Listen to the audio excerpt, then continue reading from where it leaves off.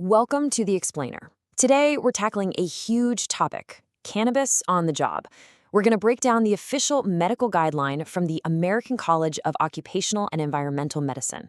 So, what does the science actually say about using it for pain? And what does that all mean for the workplace? Let's dive in. Okay, so first things first, let's just talk about the expectation.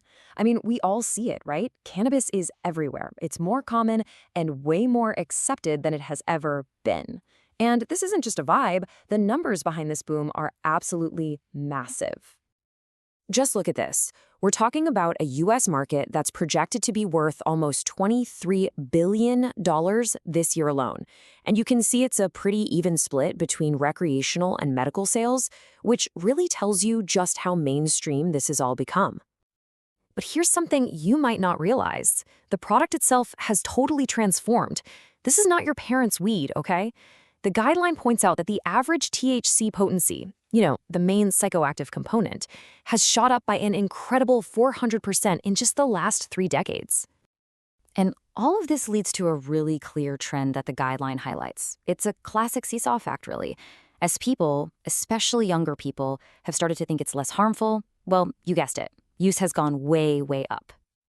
So with this huge boom in both popularity and power, we get to the real heart of the matter. The big question these experts wanted to answer, especially for all of us in the workforce, is, does the stuff actually work for pain? For the common aches and pains you might get on the job? And to find the answer, the panel behind this guideline did a ton of homework. We're talking about a massive review of the science. They basically dug through thousands of studies to find the best, highest quality evidence on things like back pain, nerve pain, all those typical work-related issues. So, what did they find? Well, let's start with chronic pain.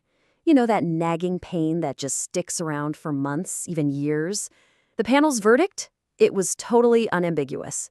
Not recommended.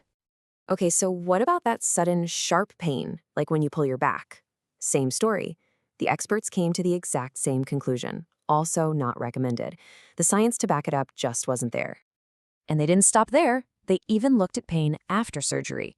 And you guessed it, the guideline says, once again, not recommended. It's a clean sweep. For all these common types of pain, the panel just couldn't find good evidence that it works. But here's the kicker. It's not just that there's a lack of proof. It's actually worse than that. When they put cannabis products to the test in head-to-head scientific trials, they often didn't even beat a sugar pill, a placebo. And they were consistently shown to be less effective than your standard off-the-shelf stuff like ibuprofen. All right, so if the evidence for pain relief is, well, pretty weak, that brings us to the other side of the coin.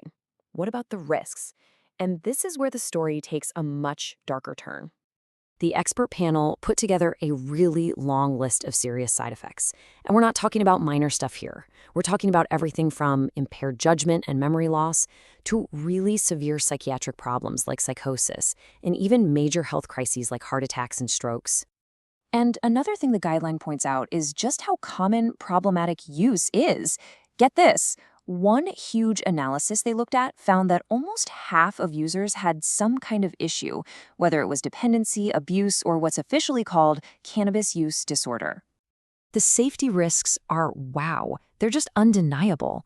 A major scientific review mentioned in the guideline found that if you're driving while impaired by cannabis, you are more than twice as likely to be in a fatal car crash. Double the odds. And this might be one of the most shocking findings they cite. There's this growing mountain of evidence linking heavy cannabis use to schizophrenia. One incredible 50-year study from Denmark came to a truly stunning conclusion that up to 30% of schizophrenia cases in young men could have been prevented if they had just avoided cannabis use disorder. So you take all these serious risks, and how does that play out on the job? Let's bring it back to the workplace. Well, the data is pretty sobering. The guideline points to studies showing that users have almost double the risk of getting hurt at work. They miss way more days, a 78% jump in absences. And maybe most surprisingly, about a third of people using it for medical reasons say they've actually been high on the job. Because of all this, the guideline really zeroes in on what are called safety-sensitive jobs. And you might be thinking, oh, that's just pilots or long-haul truckers. But no, it's a really broad definition. It's anyone operating heavy machinery, anyone working up high, or really any job that requires sharp judgment to keep yourself and the people around you safe. So, after looking at all of this, the weak evidence for pain relief on one hand, and these really significant risks on the other, what's the bottom line? What is the final official recommendation? The panel's conclusion could not be more clear. They state that for anyone in one of those safety-sensitive positions, cannabis use for any reason, doesn't matter if it's medical or recreational, is simply not recommended. Period. And they're not alone in this thinking. This isn't some outlier opinion. The National Safety Council says the exact same thing, calling cannabis use incompatible with doing these kinds of jobs safely. The authors end with a really powerful and frankly kind of a chilling comparison. They point out that all the evidence we're seeing now about the risks of cannabis, it's starting to look an awful lot like the early warning signs we had about tobacco 100 years ago. Back before everyone understood just how dangerous it was. And that's really the final thought to leave you with. It seems like public opinion is heading one way, while the scientific evidence is pointing in the completely opposite direction.